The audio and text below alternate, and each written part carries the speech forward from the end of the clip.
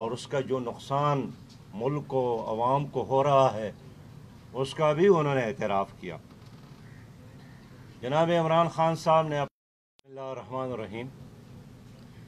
سب سے پہلے تو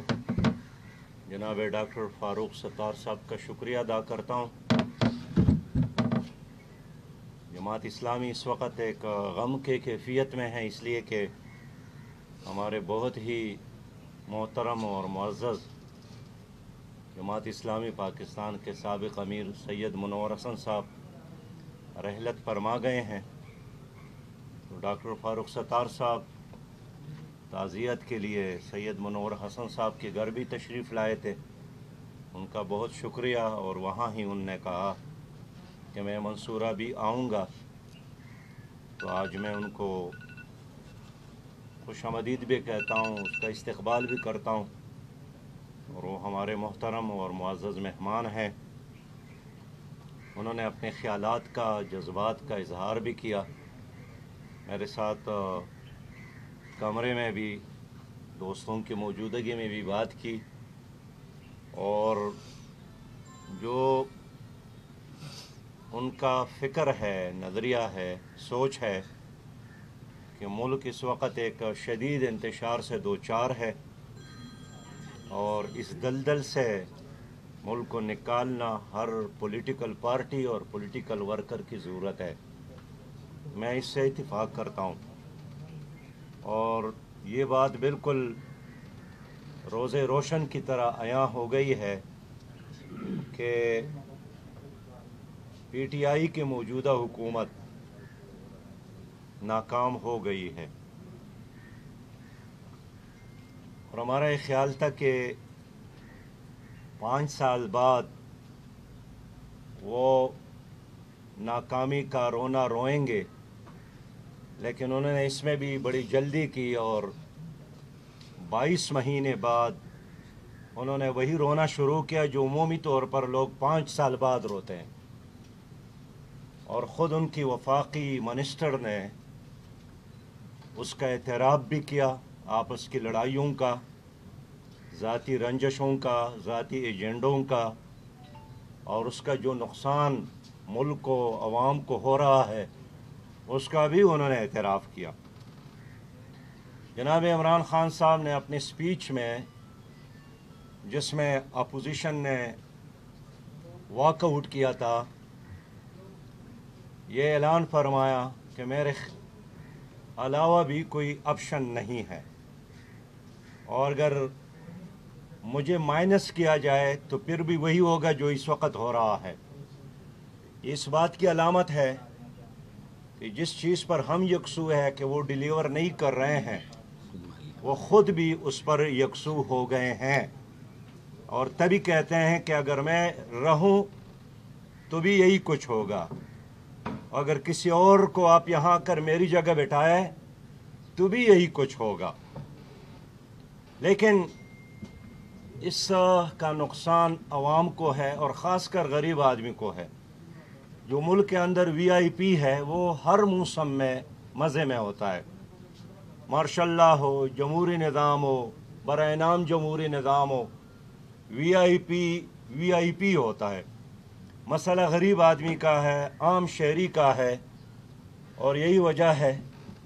کہ ہر دن جب گزرتا ہے تو غریب آدمی کے لیے نئے نئے مشکلات اور مصیبتوں کے پیغام کے ساتھ نیا دن آتا ہے۔ اور آج بھی ہمارے ملک میں پٹرول ہے، لیکن پاکستانی اس میں اس کے قابل نہیں رہے کہ وہ اپنی گاڑی میں پٹرول ڈالے، اور ملک کے اندر گندم کی کمی نہیں ہے، لیکن مہنگائی کی وجہ سے کوئی نان شبینہ خریدنے کا اور بچوں کو کھلانے کا قابل نہیں رہا۔ ابھی گرمی اتنی نہیں ہے، لیکن لوڈ شیڈنگ کے جو حال ہے کراچی میں نے دیکھا، پنجاب میں، بلوچستان میں اور خیبر پختونخوا میں، تو اگر ہم بہت زیادہ سوچ اور فکر سے کام لے کہ آخر وہ کون سا ایک مسئلہ ہے جو اس حکومت نے حل کیا ہے، تو کم از کم انصاف کے ساتھ میں بات کر لوں تو ایک مسئلہ حل ہوا ہوگا، اور وہ جو وزراء یا مشیروں کے اپنے مسائل ہیں وہ حل ہوئے ہوں گے، لیکن عام آدمی کا کوئی مسئلہ حل نہیں ہوا،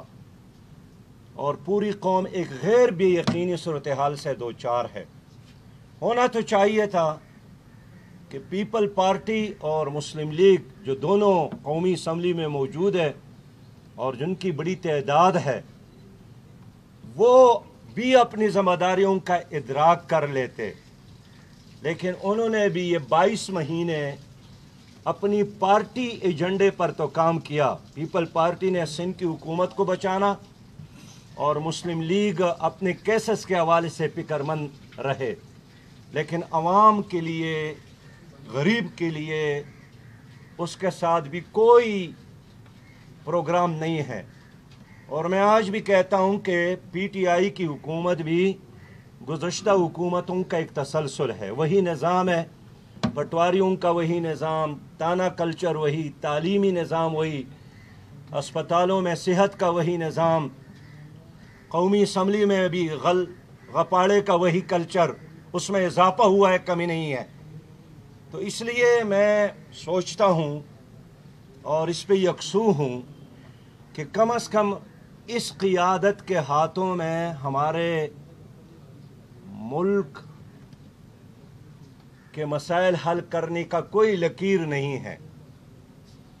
یہ اضافہ تو کر سکتے ہیں، مسائل میں کمی نہیں کر سکتے ہیں، نہ سنجیدہ ہے۔ میں مانتا ہوں یہ جو 22 مہینے گزر گئے، ہمارے اسٹیبلشمنٹ نے بڑی محنت کی ہے اس حکومت کے ساتھ، اور سچی بات یہ ہے کہ پی ٹی آئی کی حکومت اس لحاظ سے خوش قسمت ہے کہ گڑی اور چڑی دونوں اس کے ساتھ رہے ہیں، لیکن اس کے باوجود بھی یہ اپنے پاؤں پر آج تک کھڑے ہونے کی قابل یہ حکومت نہیں ہے۔ 2 سال بعد بچہ بھی چلنا شروع کر دیتا ہے، لیکن یہ اب بھی گھٹنوں کے بل چلتا ہے، پاؤں اٹھانے کے قابل نہیں ہے۔ اب وزیر اعظم صاحب نے فرمایا ہے کہ ہمارے وزراء کے ساتھ 5 مہینے ہیں، تو میں آپ سے پوچھنا چاہتا ہوں کہ جو حکومت 22 مہینوں میں کچھ نہیں کر سکی،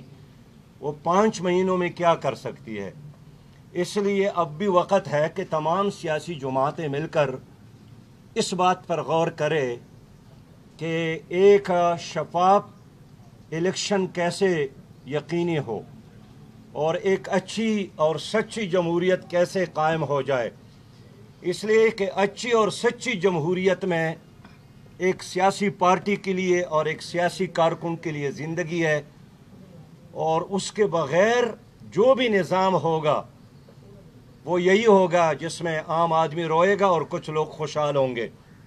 میں بھی اس پوائنٹ پہ بات کرتا ہوں کہ آج کا دن خصوصی طور پر پاکستانیوں کے لیے بڑی شرمندگی کا دن ہے کہ ہمارا جو ادارہ تھا پی آئی اے، جس نے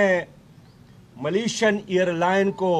ٹریننگ دی اور آج وہ بہترین ایئر لائن ہے دنیا کا، جنہوں نے امارات میں ایئر لائن کو کھڑا کیا اور بہترین ایئر لائن ہے دنیا کا، لیکن آج یورپی یونین نے اعلان کیا کہ ہم پی آئی اے کو یہاں نہیں چلنے دیں گے، بلکہ پاکستان کا جو پائلٹ باقی اداروں میں کام کرتا تھا دنیا بھر میں کہیں، تو ہر ادارے نے ان کو اب فارغ کیا، اور اب عرب دنیا نے بھی اعلان کیا ہے کہ ہم بھی حکومت سے پوچھیں گے، پاکستان کی حکومت سے، اور ان لوگوں کو ویریفائی کریں گے، اس لیے کہ ہم بھی نہیں چاہیں گے کہ ہمارے لوگ یہاں رسک لے لے اور پی آئی اے میں سفر کرے۔ یہ سلطانی گواہی خود حکومت نے اپنے ادارے کے خلاف کیا۔ اگر ایک پائلٹ نے غلطی کی،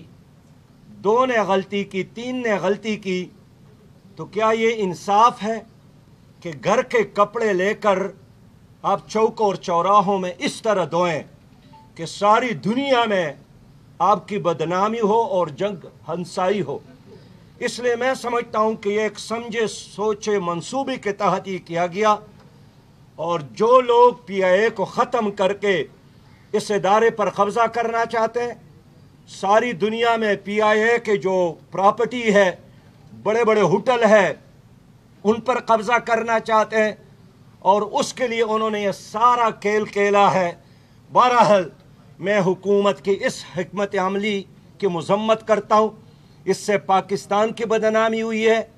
پی اے کا ادارہ بدنام ہوا ہے، اور خود جناب وفاقی منسٹر کے بیان اور ان کے سٹیٹمنٹ اور ان کے رپورٹ کے آنے کے بعد جب کوئی پاکستانی پی آئی اے میں اب قدم رکھتا ہے تو بچے بھی آپ ان کو سمجھاتے ہیں کہ ابو پی آئی اے میں قدم نہ رکھنا۔ یہ اس حکومت کی غلط حکمت عملی کی وجہ سے ہے۔ میں اس لیے حکومت سے کہنا چاہتا ہوں کہ خدا کے لیے اگر آپ نہیں سمجھتے ہیں تو سمجھدار لوگوں سے مشورہ تو کریں نا، لیکن اس طرح آنکھیں بند کر کے جو فیصلے آپ کرتے ہیں کل تو آپ فارغ ہو جائیں گے، لیکن پی آئی اے کو کون کڑا کرے گا؟ آپ نے تو اس کا ستیہ ناش کر دیا، آپ نے اس کے 50 سالہ تاریخ کو تباہ اور برباد کر دیا۔ اور میں کہنا چاہتا ہوں کہ ٹھیک ہے، اگر کہیں پائلٹ غلط لیا گیا تو آپ نے ان افسر کے بارے میں بات نہیں کی، کیوں نہیں کی جنہوں نے ایسے غلط لوگوں کو لیا تھا؟ وہ بڑے بڑے منسٹر، وہ بڑے بڑے آفیسرز، وہ جو انٹرویو کے لیے بیٹھے تھے، وہ بڑے بڑے ڈائریکٹر، ان کو گلے سے پکڑنا چاہیے، ان کا احتساب کرنا چاہیے۔ آپ نے سارا بوجھ پائلٹ پر ڈالا اور پی اے کو بدنام کیا۔ آپ نے سٹیل مل کو تباہ کیا اور اب کہتے ہیں کہ ہم 9000 لوگوں کو فارغ کریں گے۔ ہم نہیں ہونے دیں گے۔ سٹیل مل ایک قومی اثاثہ ہے، اور میں سمجھتا ہوں کہ ایٹم بم کے بعد، پاکستان کے ایٹمی پلانٹ کے بعد سٹیل مل بہت بڑا پلانٹ ہے، وہ عزت کی علامت ہے، لیکن آپ نے اس کو ناکام بنایا۔ غریب آدمی نے کیا جرم کیا ہے آپ اس کو فارغ کرتے ہیں؟ جنہوں نے غبن کیا ہے، کرپشن کیا ہے، ان کو گلے سے پکڑے۔ اب غریب آدمی کو ذبح کرنا چاہتے، ہم نہیں ہونے دیں گے۔ اب ریلوے کو بھی اس طرح تباہ کرنا چاہتے، آپ نے پی آئی اے کو بھی تباہ کیا اور ٹپا لگایا۔ اس لیے میں آج فاروق ستار صاحب کا شکریہ ادا کرتا ہوں، انہوں نے ہمارے غم میں شرکت کی، سید منور حسن صاحب کی تعزیت کی، اور ملک کے موجودہ سیاسی صورتحال کے حوالے سے ان کے دل میں جو تشویش ہے وہ بھی اس نے ہمارے ساتھ شیئر کی۔ ہم بھی ان کی تجویز پر انشاءاللہ آپس میں مشاورت کریں گے، اور وہ بھی مزید اس کو میچور کرنے کے لیے مزید کام کریں گے۔ بہت شکریہ۔ اچھا اسرائیل صاحب یہ بتائیے گا کہ ابھی جو آپ کی دونوں رہنماؤں کی گفتگو سے ہم نے اخذ کیا ہے کہ آپ یہ تجویز دینے جا رہے ہیں کہ یہ گورنمنٹ ناکام ہو چکی ہے، ایک قومی گورنمنٹ بنائی جائے، اور دوسرا میرا کوسچن ہے کہ اگر ہم پی آئی اے کے پائلٹس کو بے نقاب نہیں کرتے، 72 سال ہو گئے ہم نے اپنا جتنا کچرا تھا وہ ہم نے اپنی کلین کے نیچے دباتے رہے، کبھی تو آگے کھول کے بولنا۔ آپ تو کہتے ہیں کہ اسلامی معاشرہ ہوتا ہی کھول کے بولنے کے لیے، کب تک چھپائے گا اپنی خامیوں کو؟ دیکھیے، ایک ہے پائلٹ کی غلطی ہو جاتی ہے،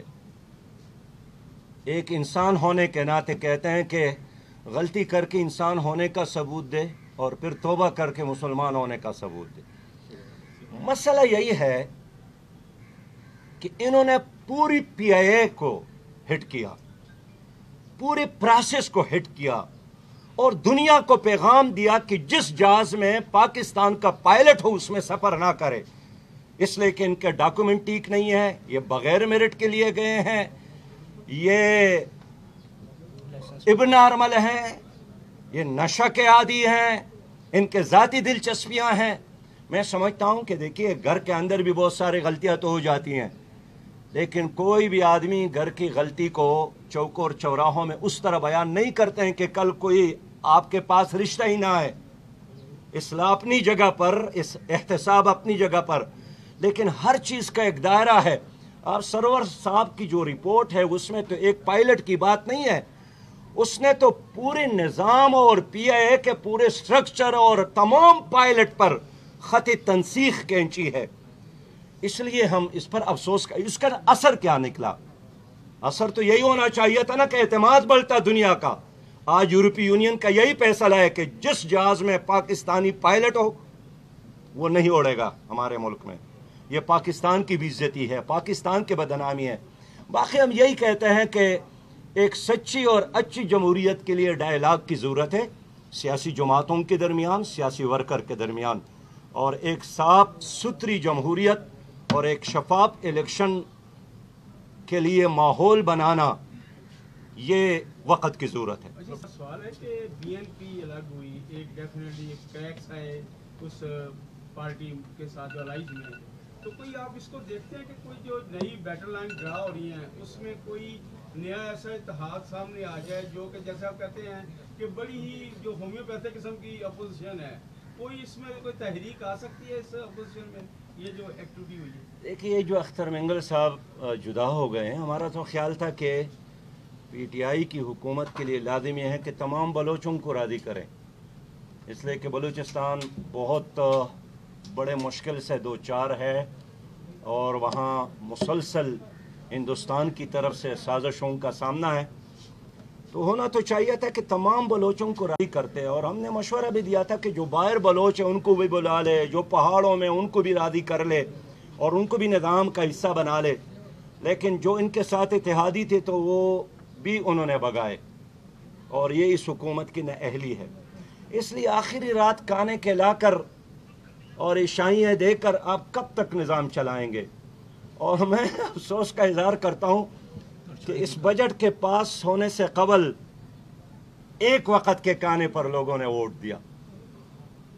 لیکن اس کا اثر کیا نکلا؟ اس کا اثر آج بازاروں میں جا کر مہنگائی کی صورت میں نکلا. اس لیے عشائیوں کی بنیاد پر کوئی حکومت نہیں چلتی ہے. ہم چاہتے ہیں کہ جس طرح ڈاکٹر صاحب نے بھی کہا کہ الیکشن سے پہلے اصلاحات بھی ہو اور جو قانون موجود ہے اس پر عمل درآمد بھی ہو. سچی بات یہ ہے کہ اب تو سیاست اور الیکشن پیسے کا کھیل بن گیا ہے، نظریات نہیں رہے، کریکٹر نہیں رہا، کردار نہیں رہا. بس جس کے ساتھ پیسہ ہے وہ زندہ باد اور جس کے ساتھ نہیں ہے وہ روئیں یا صبر کرے. کراچی اسٹاک ایکسچینج کے اوپر حملہ ہوا، اس میں کون ملوث ہے؟ یہ ذیشان بڑے عرصے بعد نظر آئے.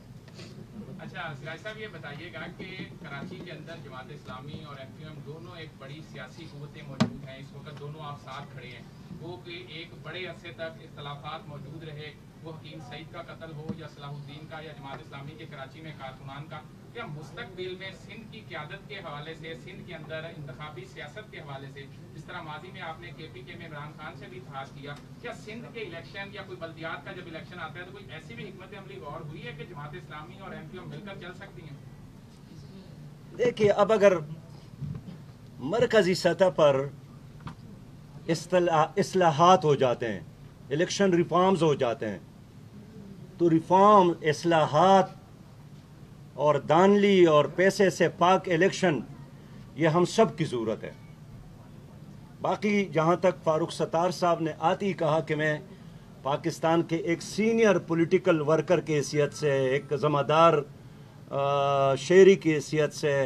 ایک تجربہ کار سیاستدان کی حیثیت سے یہاں پر آئے ہیں، وہ ایس سچ کسی تنظیم کے نمائندے، میرے علم کے مطابق تنظیم کے نمائندے کے طور پر نہیں، بلکہ ایک درد مند شہری اور ایک سینئر پولیٹیکل ورکر کی حیثیت سے انہوں نے کہا میں آپ کے ساتھ آج آیا ہوں، اور میں نے ویلکم کیا اور حوصلہ دیا.